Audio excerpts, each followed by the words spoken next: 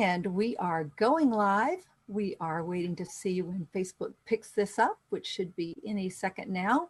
You guys, if you are out there in Facebook land, please let us know that you can hear and see us. Just start posting below and let us know that you're out there. Let us know where you're coming in from today. We'd love to hear that. We know we have people who are supporting BitMinutes from all over the world, and so we would love to hear that. Now, okay, looks like it's working. Let's see and hear some confirmation from you guys out in the crowd there. It's always helpful. You can give us the likes, you can give us hearts, you can just say hello and say, hey, I'm here from Yugoslavia or wherever it is that you're coming in from today. So let us know. That would be fantastic. And go ahead and press that share button. If you're here, that probably means that you like BitMinutes and want to learn more about it.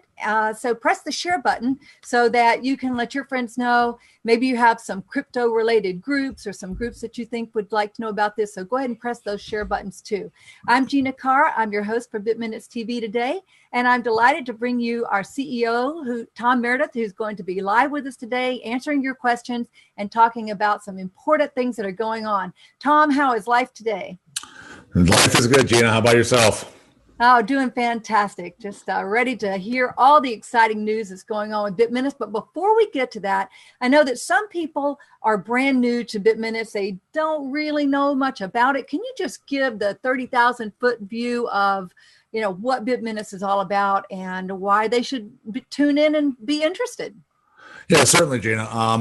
BitMinutes was started some time ago by us to try to provide, let's say, affordable banking to the unbanked, of which there's 2 billion plus on a global basis. But one thing they all have in common is they all have a phone. And whether it's a $10, what they call feature phone, or a $1,000 iPhone, pretty much everyone over the age of 16 now has a cell phone that they use. And what we saw was that all the carriers, in essence, have created their own virtual currencies, or now I wouldn't call them cryptos per se, but they've created a currency and an environment where they can use prepaid minutes between the folks who are all in the same carrier to buy goods and services. So we saw this in Haiti. We've seen it in our travels as we've run around the world, working on building out a global network to promote and to be able to clear and settle BitMinutes. So this is, the idea then was, we can create a global standard, which we've done using global ISO banking standards to be able to take this prepaid store of value, which is the prepaid time. But the key here is that we cross both the banking world as well as telecommunications world. So we can take this prepaid time on just about any carrier because we've adopted to all the carriers' formats on a global scale. So it enables us to use BitMinutes for 4 billion people. But we've also spent the last 4 years building out a global clearing and settlement system on the global banking system of SWIFT, over 1 billion accounts that we've integrated with MasterCard. We were one of Ripple's first third-party developers, so we were on the Ripple network very early on. And now we've done Ethereum, which taking their smart contracts, and which is what we've put the BitMinutes into. So it's real simple. It's nothing but prepaid time so that there's an asset that can be used by 4 billion people today to top up their phone. But because of the tokenization that's just about to occur with going into this Ethereum platform, and the ability for us to be able to deposit basically the Bitcoin value into just about 4 billion bank accounts, that's really what gives us a legs or fungibility, if you will, to act as a global virtual currency. So the magic number is 4. So 4 years in development, $4 million plus up until recently, and with more money coming in to help us promote and to fund the lending that goes behind BitMinutes. We're able to reach 4 billion people, 4 billion phones, and 4 billion bank accounts. So magic number is 4. If you remember anything from talking to us today, just say, hey, that Tom guy was talking about 4 or something. So that's the magic number. Fantastic. Very good. Well, I see a few people are joining us. Let's see. A lot of people are joining us, but some are posting below. So Thomas, thank you for letting us know you're coming in from Vegas. Samantha, I see you. Hello, but I don't know where you're from. So you guys, join in. Let us know what's on your mind about BitMinutes. It's a very exciting concept that Tom talked about. And Tom, I see people saying, oh, well, can't anybody do that? And I have an idea, just a smidgen of an idea of the technology that's involved in seeing this through. It's a little more complicated than it looks, isn't it? If I'd known what I was getting into 4 or 5 years ago, I probably would have taken a different tack. But there's a lot of regulatory issues you have to deal with. You have to build the technology to be able to do know your customer KYC process. You have to have anti-money laundering procedures in place. You have to have a compliance officer. Being able to integrate into Swift, MasterCard, just took Swift took us, let's say, close to a year. We had it done with MasterCard, and then there was a change of ownership, and so we had to restart. So that took more than a year. Ripple, when we first started on Ripple, it was very, very brand new technology, and they didn't have everything figured out. So we helped them to figure out a number of things. And Ethereum's is again very brand new, but that's just the technology. There's a lot of regulatory hoops to jump through. Number one, but number two, you have to have partners, and that's taken us a good portion of these 4 years has been spent traveling the globe to find the right partners so that we're covered legislatively and regulatory wise, but also be able to get distribution, which is what we're working on now, is just broadening out the distribution capabilities. So it's a lot of, it's just, you can knock out an ERC20 token in a weekend. It's a piece of cake, but to develop the global infrastructure it takes to be able to reach the unbanked on a global scale, it has taken us 4 years. It literally has. So wow. I wouldn't recommend it for the faint-hearted. Okay, well, I know you have some very exciting news to share with us for the first time publicly today. But before we get to that news, there was you just mentioned the distribution network. There was big news about the distribution network just last week. So please tell us about that. Yeah, we just signed up one of the largest retailers and also providers of financial services in Colombia. They've got, I think, over 20,000 locations where you can send money within the country. So they're like the Western Union of Colombia. They also affect a fair amount of payroll for, I think, well over 1 million Colombians receive their payroll through Red Efectivo. So we've been talking to them for some time. We signed our first agreement in terms of them acting as our distributor in the country. And we're working on finalizing the agreements in terms of how we're going to split the revenues and who's responsible for what. But it's a very amiable agreement. We spent a lot of time with them. They are perfect a partner to have because they have the 20,000 points of presence. They have the retail base, and right now we're just simply wrapping up and finalizing how the app that we're going to distribute to the retailers is going to look. And then once we get some feedback, we'll be tweaking and customizing it.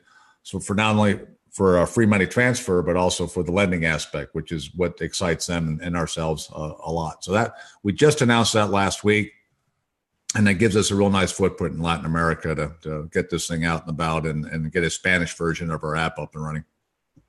Absolutely. That's incredibly exciting. And, I know we have a lot of things we're going to be talking about today, but I can't wait to share the big news that you shared with the team already. So why don't we just go ahead and let the cat out of the bag?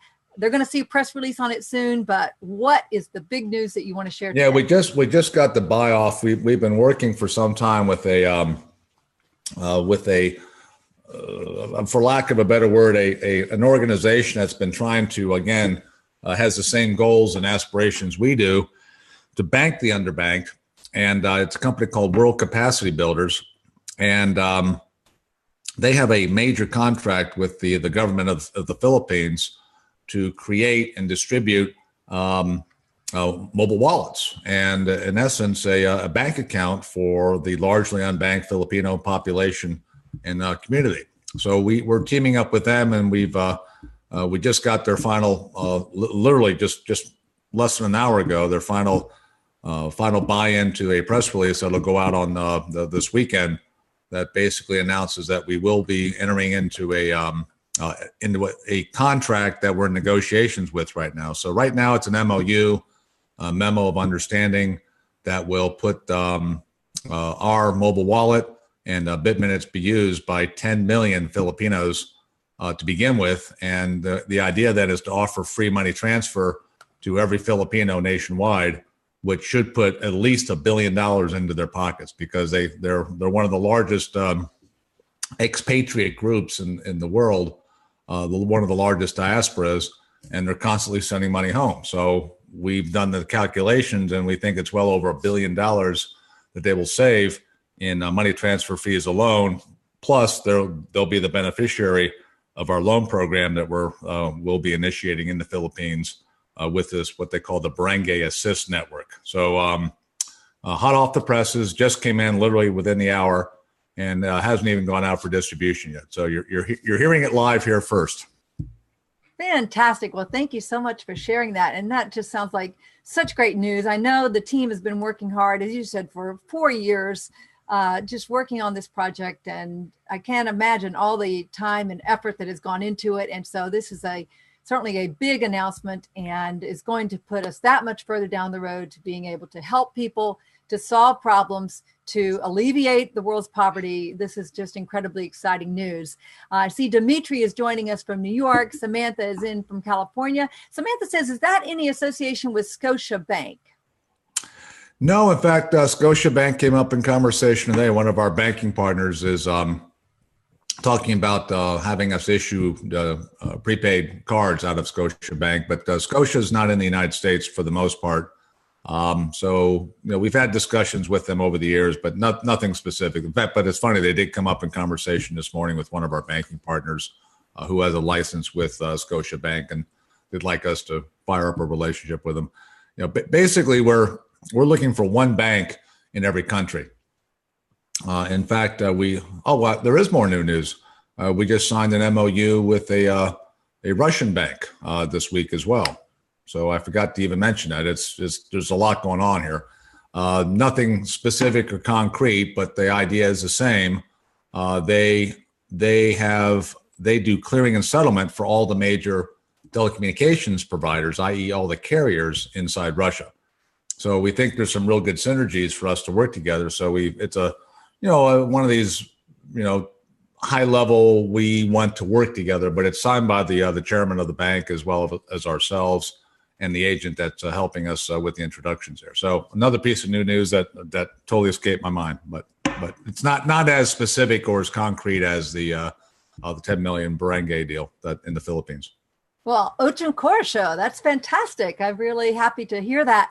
There's such a learning curve when people are getting involved with cryptocurrencies, and certainly with BitMinutes, you've got the convergence of cryptocurrency with the microloans and with the cell phone technology. And then you've got the extra complications of globally dealing with retailers, merchants, business owners, governments. It's just certainly a lot to do here, and it's very exciting to be part of this team. It's also a learning curve in terms of the terminology, and a term that's thrown around a lot is the FMA, and then as that relates to some different countries. Can you please explain what you mean when we're hearing and seeing notes about the FMA and or FMAs, and what that means? Well, in this case, you're referring to every country has their own federal group that allows people to do things in the financial world. So in our case, we're a licensed MSB in Georgia at the state level, but we're also registered with FINRA here in the States. So in our case, in terms of issuing BitMinutes, we're looking for a jurisdiction that would take our prepaid phone time, which is what BitMinutes are, and put it into a Ethereum token that could be issued from a jurisdiction that, let's say, approved of crypto, and also had a banking system in place that would handle crypto transactions, which is what we found in Lichtenstein. So we basically, there's a company in Liechtenstein that's set up that is willing to turn our prepaid phone time into these ERC20 tokens, which will be, again, totally separate from everything else we're doing with trying to provide lending and distribution of BitMinutes. So it's a real nice relationship. And what we're doing is we're waiting for the FMA approval for that company to issue the tokens so that we can convert our prepaid minutes into a token that then can be traded on exchanges and therefore then also be used to provide lending through some of these third-party relationships that we're setting up. So we're waiting on their approval. We got some feedback from them just this past week, which the Lichtenstein company has addressed with their lawyers, and we're waiting to hear back as to what we have to do, if anything, in order to get their approval. Once we do have their approval, we will start the conversion process of turning prepaid BitMinutes here in the States into prepaid BitMinutes tokens that can therefore be traded on the exchanges. So it's a little complicated because, again, we're getting into all these legal issues. And, again, it's really not clear here in the States, which is why this was set up offshore, that we're dealing, with a offshore entity. Very, very smart. And yeah, so complicated. And it's just ever evolving and so exciting and yet challenging to be involved in technology that's literally changing before your eyes, regulations that are changing before your eyes. You mentioned the exchanges, certainly a question that we see a lot in the Telegram group and Facebook and other places is what exchanges are we approved on, going to be approved on, going to appear on? Do you have any news to share with us there? Well, we've got verbal approval from a major U.S. exchange. They're looking for some more legal assurances, which might take time and will take time to get. There are lawyers out there that are willing to give us qualified opinions regarding use of BitMinutes here in the States, but that's an ongoing process. In the meantime, we do have an exchange in the Caribbean that has said yes, and we're finalizing all the documentation we need to do that. We have to set up accounts. In fact, I just got another email this morning saying, "Hey, we need more information." So it's just that's really a formality more than anything else. But the funny thing is, Gina, is that we're getting enough traction now. There's enough people have heard of BitMinutes that I just got another unsolicited exchange request today. We've probably received 3 or 4 of them here just in the last week or so, where people have contacted us and said, "Hey, we're an exchange in such and such jurisdiction. We'd like to list BitMinutes." So it's the least of my worries at this point on getting an exchange. We know we have one for sure in the Caribbean. It's backed by a well-known foreign exchange vendor, so the liquidity is there, the jurisdiction is stable, so we feel very comfortable that this will be a good home for us to start. And then again, we have again half a dozen exchanges who have asked us to be on their exchange, so I think we're in good shape. I'm no worries whatsoever about liquidity for BitMinutes. Excellent. Very good. Well, I see that a lot of people have commented and we have some questions out there. We're going to go to those in just a few minutes. But before we get to those, you guys go ahead and keep posting your questions. Click the share button, click the like button, comment below. Let us know that you're here. Even if you just say, "Hey, I'm here from wherever it is that you're tuning in from today," let us know. We appreciate that. And we will come to your questions just a second. Before we get to those, let's talk about, since we last came on and talked with our Facebook and YouTube community, you've attended the Forbes Impact Summit, where I understand there was a lot of interest in BitMinutes. Can you tell us a little bit about that? Yeah, we were on a panel for blockchain for good, for lack of a better term. And it was a fantastic group of people. Everyone there was interested in trying to leave the world a better place. So kind of in line with our Women for a Better World program that you're heading up, Gina. So again, thank you for all your work on that. But it was a very unique conference in the fact that there was such I would say a bon nuit, just a good feeling amongst everyone there, because everyone was there for a very broad but specific purpose, which is, how do we make the world a better place? So there was a lot of environmental talk, there's a lot of healthcare talk, a lot of educational talk. How do we educate the global masses? How do we clothe and feed and proper nutrition, and how do we protect the environment. So when we got up on this blockchain group, we were all trying to address this. How do we bank the unbanked? And just the response afterwards was overwhelming. I mean, we were mobbed, and people want to help. People know there's a need. The question is, how do you implement? Now, I think a lot of the technology was lost on the group. We probably had 100, 120 people there. So when you ask people in the audience, how many people here have heard of blockchain? A lot of hands went up. How many people understand blockchain? All the hands went down. So it was not a typical blockchain ICO type meetup.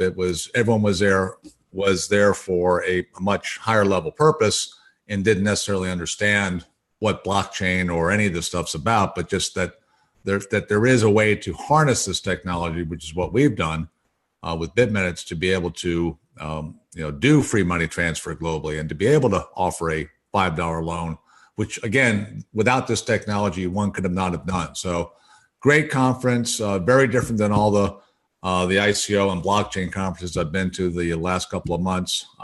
And we've already got a number of very good leads into other African countries, Ghana, Sierra Leone come to mind, the countries that we weren't doing anything in. And then another fellow is really helping us out in Guatemala, where we're about to close another deal, we believe. And it was just really great conference. Really enjoyed it, which I normally don't say about conferences. No offense to all my conference friends. Wow. And yeah, you talk about how the hands went down when you ask people who understand blockchain. And I think about the early days of the internet and how what we're doing is so, it has that feel to me of these are the early days like the internet. I think, and I think you do too, that blockchain is going to have even a bigger impact on the world than the internet. And if I think about the early days of even PayPal, which made money exchange between people easier. And if BitMinutes is sort of like the PayPal to the early days of the internet, wow, it's a great place to be. That's for sure. Yeah, I would say the analogy is apropos. It's funny though. PayPal started just by having two handhelds that could beam money to each other they had to be real close to each other. And obviously they changed their business model, and eBay was the catalyst. We think this Filipino deal, this 10 million Filipino wallet deal, will be the catalyst for us, because even though we've signed up 20,000 retailers in Colombia and a similar large deal in Mexico is pending, you still have to get those consumers. The nice thing about this Filipino deal is we've got 10 million consumers right off the bat, and we've got the government helping to promote and to market the Barangay program to all the Filipinos globally to say, hey, look, you sign up for this program, you're going to get free money transfer back home. So it just takes a lot of the friction out of the system, puts an extra $1 billion of spending capability into the pockets of the Filipinos who are either sending or receiving. It's taken $1 billion out of Western Union's pocket, but that's okay. It's going to a good cause. That's great. Okay, well, let's get to some of our listener questions. This is just incredibly exciting times. I'm glad you guys have tuned in. You're hearing things here for the very first time. They haven't even been released. Yeah, I forgot about that Russian thing. I'm sorry. I should have put that on the list. Oh, no, that's so exciting. Okay, so Greg Manchek wants to know, will this event be rebroadcast? So let me just address that. One of the beauties of doing this on Facebook Live is that it immediately is recorded and placed on Facebook. And then we'll also be sharing it on YouTube, and it'll be on our website under the news and videos. I think it's a media tab, actually, is where that would be right now. Kent McCroskey wants to know, he says, hey, Michael Flynn didn't help with the Russia deal, huh? Kidding. Good, interesting timing there. Nope. We did it without Michael. Okay, good. Nick Hudsman says, can you talk about the coin burn that will happen every time a loan is given out? And for those of you who are listening and saying, what's going on? This is definitely a little bit more advanced, but for those who've been following BitMinutes, you're tuned into this issue. Well, we have to work out the mechanics on the coins will be they will be put into escrow. So we have of this initial tranche that we're issuing, the at least half the tokens will be used primarily for escrow for the lending. And what will happen is, for the most part, that escrow will stay there because we anticipate that Mama Mumbai will buy $5 of BitMinutes, leave it in escrow. She'll pay off her debt, and then that will stay there to act as escrow and collateral. So I wouldn't call that the lending, the tokens used for the collateral for the lending will not necessarily be burned, but for all intents and purposes, they will, because they're not going to go anywhere 9 times out of 10. Now, the tokens that get used for prepaid phone minutes that are actually consumed, those will be burned. So maybe there's a little bit of confusion there. But for the most part, our whole goal is to I would say, provide liquidity. And the whole idea of liquidity is, we've done all the mechanics to make it easy to send BitMinutes to 4 billion phones or 4 billion bank accounts. Burning a token is really just kind of something that a lot of these tokens that really don't have a use case are coming up with ways to try to create an impression that there will be fewer tokens and you better buy now because they're going to go down in the number of tokens, and geez, that'll make the price go up. Basic economics always do apply, and that's why we're so sanguine about what the price of a BitMinute may or may not do. We do know that for every dollar we lend out, we create $3 of demand for BitMinutes. And again, it's a little complicated, but between putting the BitMinutes into escrow, again, which in essence is taking them out of circulation, same thing as quote unquote burning, and then creating a $10 Bitcoin denominated loan, that creates a future demand. So again, for every dollar that goes out, we create $3 of demand for BitMinutes.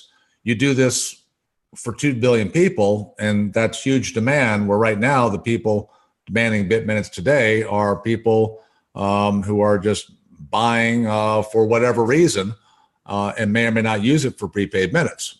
So once we go from the few thousand people that have purchased BitMinutes to, right now we're going to go to 10 million Filipinos. And that's just a drop in the bucket compared to the hundreds of millions of people we believe will want BitMinutes in order to, send cash home free for free money transfer, or to take a $5 loan. So we know that as the demand increases for any type of commodity, of which BitMinutes is, that the price should go up, but it's not something that I warrant, or actually I spend zero time worrying about it. My whole job is to reach these people, as many people as possible, let them know about free money transfer and guaranteed lending, and the rest of it will take care of it by itself. Absolutely. Well, when I first heard about BitMinutes, that's what intrigued me so much, was that it was a cryptocurrency with a strong use case, Mm-hmm. with strong social good, Mm-hmm. and then with the tied in with something that people need, the prepaid minutes and the microloans, which has intrigued me for a long time, and I've always thought was a fantastic way to help people around the world. So it's very great to be involved with that. We have a lot of questions that have come in, so let's try to do a bit of a rapid fire, because we don't want to go too long on these. Facebook Lives. We covered Forbes, we covered Red Efectivo, we covered FMA, we talked about the Barangay project. We won't talk about the white label deal we're working on with a famous fellow in Africa, but we should have that contract put together here soon. But so we won't talk about him. Okay, because that was related to one of the questions from Thomas. He said, any celebrity endorsers at this point? Is that something you want to hold off on? Well, we're in negotiations with an African celebrity regarding a white label product for Africa. We have a proposal in from a socially conscious celebrity, but we believe that he's asking for way too much money to help us, and we're saying, hey, you ought to be doing this out of the goodness of your heart versus asking for all this money. But no, it'll come. We're just trying to block and tackle. We have plenty of potential celebrity endorsers that are, again, I would say, again, the one that's the white label deal, that's pretty much a done deal. And we'll find the right person. We want to find the right person who really believes in what we're doing versus just going out and paying some guy. Okay, great. Samantha Co says, have you reached the hard cap? No, but we've got 2 large partnership deals in the works that either one of those would reach the hard cap, and Great. that one of those is potentially imminent. Okay. Greg says the prepaid phone minutes transformed to BitMinutes are primarily related to the revenue that gets earned paid to the cell carriers. Correct. Run that by me again. The prepaid phone minutes transformed to BitMinutes are primarily related to the revenue that gets earned / paid to the cell carriers. Is that correct? No, just to try to be clear, BitMinutes are prepaid phone minutes that can be used by 4 billion people. So we are compatible with 170 networks globally that we, in essence, act as a reseller of these networks' phone time. So it's not like we have a big warehouse filled with minutes from various carriers that we have to try to manage an inventory. BitMinutes represents a draw on or an ability to convert BitMinutes prepaid value into any one of these carriers. So in essence, we're a reseller for the carriers, and that's why they like our model. It's like anything that sells their minutes, they're all for. Excellent. And with that, I think that's a good place to wrap it up. A great summary. Hey, you guys, there's still a bonus going on. Now, I know it definitely applies to those people who have already bought BitMinutes before a certain date. You may qualify, you may not. Hey, try it out. Go over to BitMinutes.com, get registered there, and buy some BitMinutes if you want. I'm not an investment advisor. I'm not giving financial advice, but I bought some, and I'm obviously working with the team because I believe in this concept. I think it's really going to help people around the world. I definitely see BitMinutes being a major player in alleviating poverty, and that's certainly a world I want to live in one day and to see happen, to be part of it. That's why I'm here. And with that, let's wrap it up. You guys keep posting your questions. We'll keep taking a look and be responsive certainly over the next 24 hours or so. Should be posted on YouTube within the next 24 hours, and it will make its way to our website very soon. Very excited about what's going on. If you aren't already in the Telegram group, you might want to join us there. There's a lot of good discussion, but we're responsive. We're, addressing your concerns and your questions, and we want to help you become part of the BitMinutes family and the BitMinutes community. Tom, any final closing comments? No, again, just appreciate all the support we've received.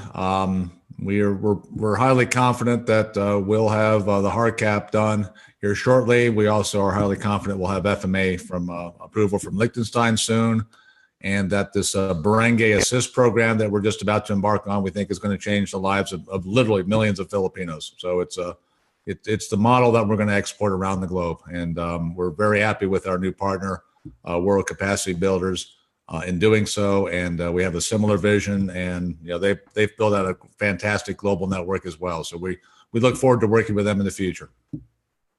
Fantastic. Well, with that, take care, everyone, and go over to bitminutes.com and join the family.